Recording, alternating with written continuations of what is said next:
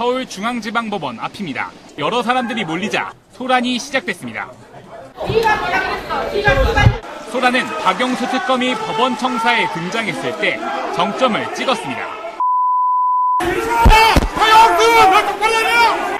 박근혜 전 대통령 지지자 등 일부 방청객들은 법원 내부까지 따라 들어와 욕설을 하고 심지어 물병을 던지기도 했습니다.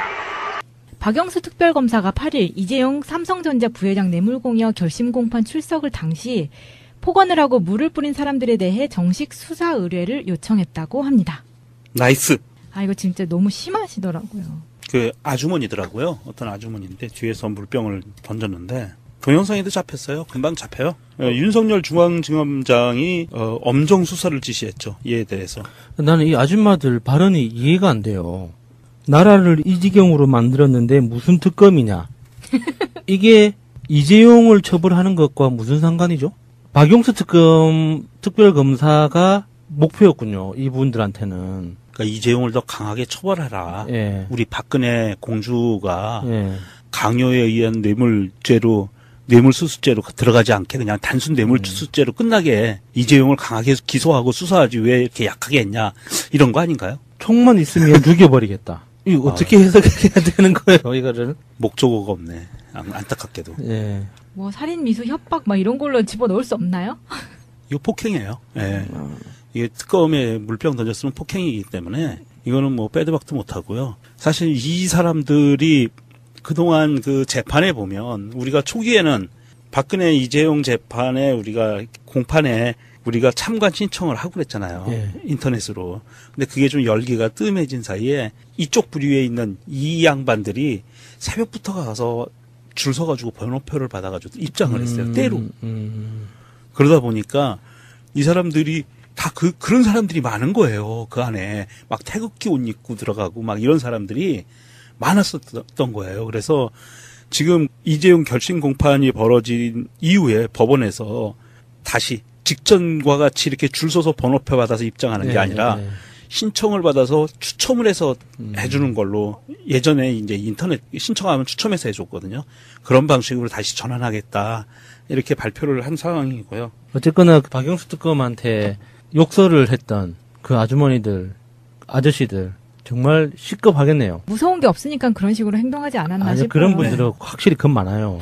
특검법에 이런 게 있대요. 위계 또는 위력으로서 특별검사 등의 직무 수행을 방해한 자는 5년 이하의 징역에 처하도록 돼 있다.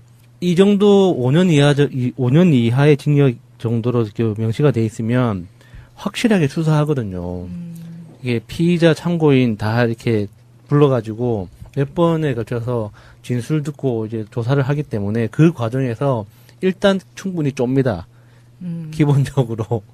좀 그랬으면 좋겠어요. 왜냐면 이분들이 이렇게 하는 게 처음이 아니고 지난번에도 그 세월호 리본이 가방에 달려있다는 이유로 폭언하고 그런 적이 있었잖아요. 그런데 박영수 특검이 들어갈 때 물 던지고 했던 이 사람들이 또 이날 어떤 일을 같이 저질렀냐면 저는 이 사진을 보고 정말 분노를 하지 않을 수가 없었는데 당시에 이재용의 얼굴을 보기 위해서 삼성전자 기흥 반도체 공장에서 일했다가 백혈병으로 돌아가신 황유미 씨 아버지 하고요. 지금 뇌종양 피해자로 한혜경 씨가 당시 법원에 같이 재판장에 있었거든요.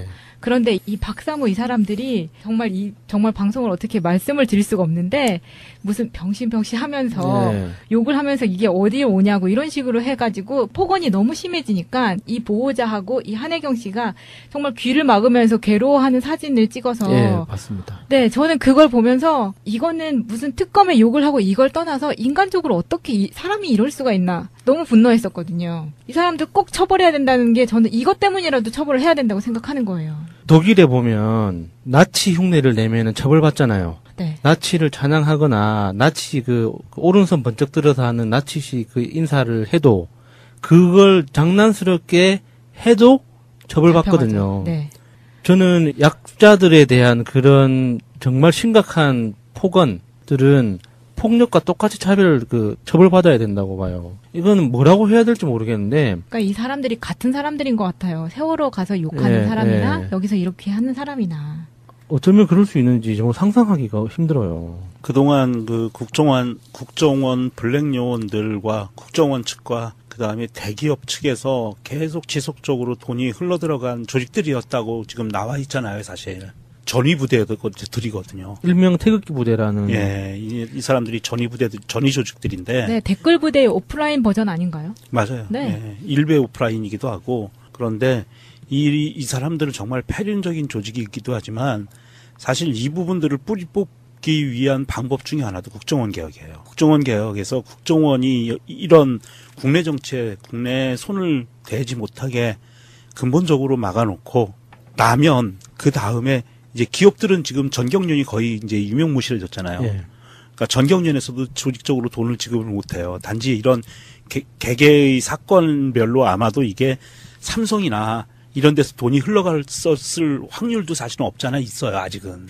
그래서 이런 전체적인 것들을 다 뿌리 뽑아야 되는 것은 이제 시작이 국정원 개혁에서 시작하는 거고, 그리고 검찰도 좀 제대로 잡아야 되고 경찰도 잡아야 되지만 이런 폐륜적인 행동을 하는 사람들은 강력히 처벌하는 그런 반인륜 범죄 조항 같은 것이 형법에 아주 구체적으로 명시가 돼야 될 것 같아요.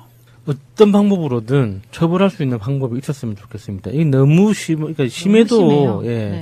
뭐 현재는 뭐 모욕죄, 뭐 이 정도. 네, 이거 공개적으로 한 거니까 모욕죄는 성립이 되는 거잖아요. 예, 그 정도예요. 아직은 우리나라 형법상. 근데 이거는 반인륜 범죄로 다스려야 된다고 봐요. 아까 예수님이 잘 얘기하셨는데 그 나치한테 격리하는 방식, 그거 독일에서는 형사처벌이고요. 며칠 전에 대한민국 국민 한 분이 장난으로 독일에 가서 그 인사를 했다가 잡혔어요.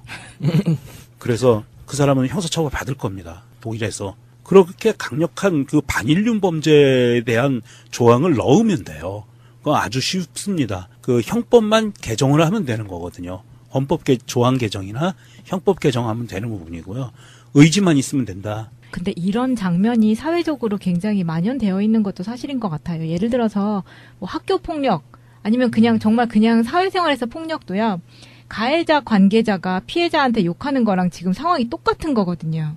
그건 가만 놔둘 수 없는 거잖아요. 언제부터인지 모르지만 우리가 굉장히 잔인하고 비합리적인 상황을 어쩔 수 없이 받아들인다고 해야 되나? 제가 TV를 잘 안 보는데 우연찮게 케이블 TV에서 하는 드라마를 보게 됐어요. 사이비 종교 집단의 어떤 부작용을 다루는 그런 내용이었는데 거기 고등학교에서 아이들이 친구들을 괴롭히는 그 집단 따돌림하는 장면이 나왔었거든요. 근데 제가 굉장히 충격을 받았던 게 괴롭히는 아이들이 한 명의 괴롭힘을 당하는 아이를 책상 위에 세워놓고 자유행위를 시키는 거예요. 상황 자체가. 그래서 그 자유행위를 시킨 그 아이들이 구경하고 있고 그 아이는 이제 그 맞은 아이는 이제 바지를 내릴까 말까 이렇게 아마 고민하고 있는 그 상황에서 자기 여동생이 대신 내가 옷을 벗겠다 하는 이제 이런 그 장면이었거든요. 정말 저는 좀 상상하기 힘든 거죠. 근데 그걸 현실에 있었기 때문에 작가들이 써냈다고 봐요. 그런 것들이 작품으로 나온다는 것도 놀라운 거지만 그게 재방송이었거든요. 그러니까 바로 본방이 아니라 재방송이었기 때문에 어느 정도 시청률이 나왔기 때문에 재방송을 하는 거잖아요. 그러니까 그런 상황들이 너무 끔찍하게 느껴지는 거예요. 아, 정말 끔찍해요. 그러니까 이게 태극기 부대가 삼성전자 피해자들한테 이렇게 정말 몹쓸 욕을 하는 이런 상황들에 대해서 단순히 그 사람들을 무식하다고 욕을 해야 되는 건지, 안 그러면 정말 나쁜 사람이라고 욕을 해야 되는 건지, 모르면 그럴 수 있다라고 봐줘야 되는 건지 좀 헷갈리는 거예요. 아니요, 모르면 그럴 수 있다라고 봐줄 수는 없는 것 같아요. 모르면 닥치고 있어야죠.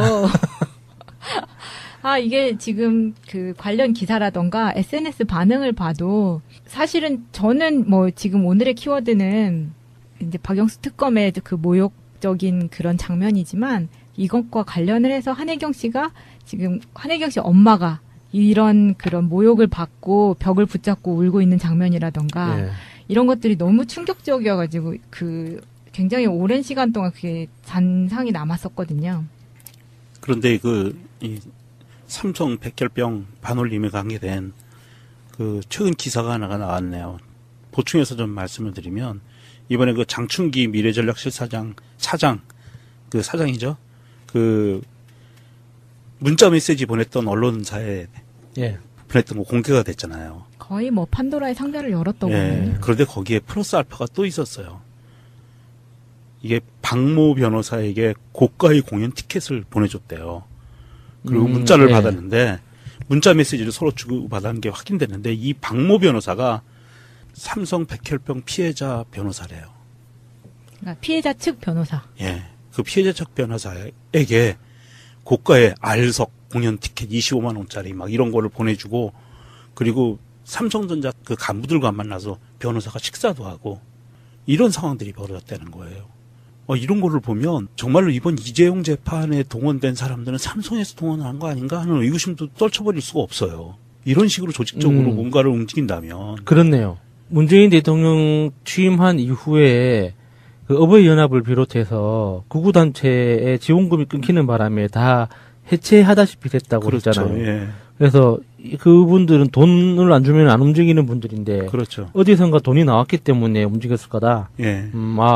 아마도 삼성 측에서 조직적으로 움직이지 않았을까. 합리적 추론이라고 봅니다. 순수한 지지자라고 보기에는 좀 힘들죠. 그 삼성에서 뭐 그깟 뭐 매덕을 이렇게 쏘는 게 뭐 일이겠어요? 그 정도는 뭐. 이재용 현재 재산이 8조 원이랍니다. 뭐 8조 원이니까 와닿지는 않네요. 이건희 지금 현재 건강하게 누워 계시는 이건희 회장의 재산이 18조 원이고요. 셀 수 있는 게 그 정도라는 거잖아요. 네.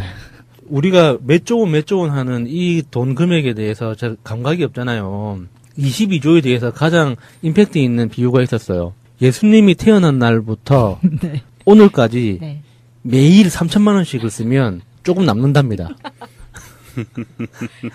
상상이 됩니까? 달도 아니고 매일 3천만 원 쓰기도 어렵겠네요. 감이 그래도 안 오는데요. 저한테는 누가 10,000원짜리로 1,000만 원 들고 있다 이런 게 더 감이 빨리 와요. 몇 조라고 그러니까 감이 안 와. 그게 돈인지 아닌지도 모르겠어. 그렇네요. 그렇게 재산을 갖고 있는 사람들이 태극기 부대에 뭐 몇 천만 원, 몇억 찔러주는 게 그렇게 큰 일은 아니니까. 그럼요. 충분히 개연성이 있는 한 개 이야기네요. 부서에서만 빼낼 수 있는 돈 정도밖에 안 돼요, 그거는. 이번 일을 계기로 더 이상 절대 특히 이런 피해자 가족들 이렇게 약자에게 이런 식의 물리적 폭력이 됐든 언어적 폭력이 됐든 가하는 사람들에 대해서는 절대로 봐주지 말고 엄정 수사해 주시기 바랍니다.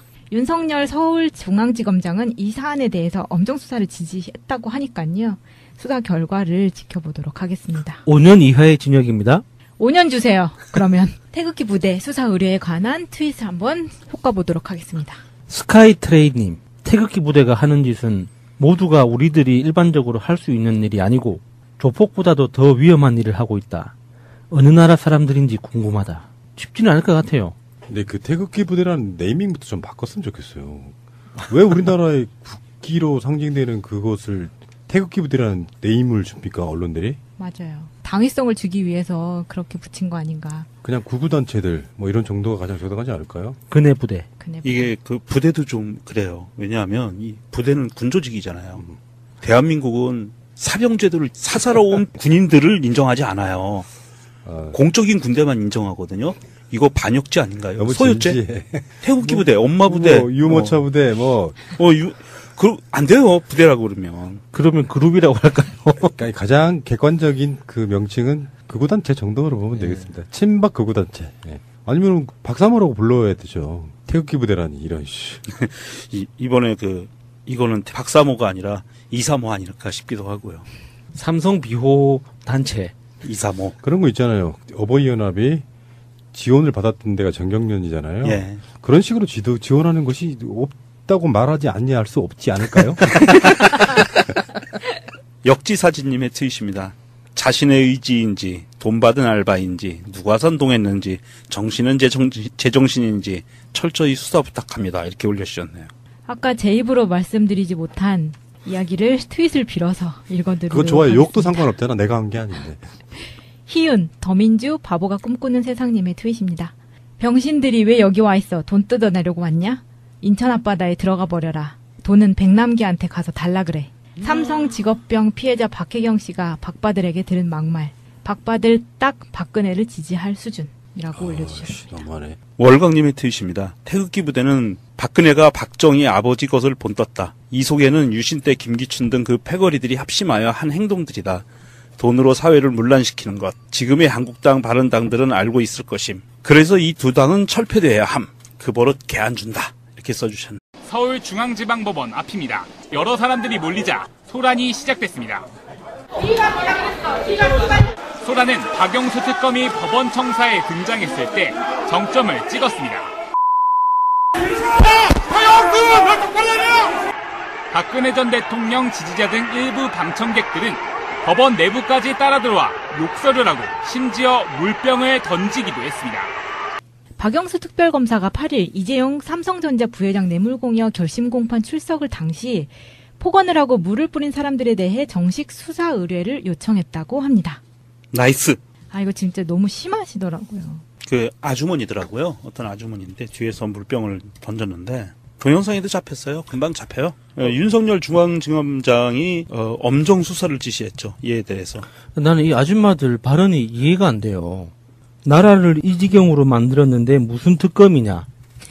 이게 이재용을 처벌하는 것과 무슨 상관이죠?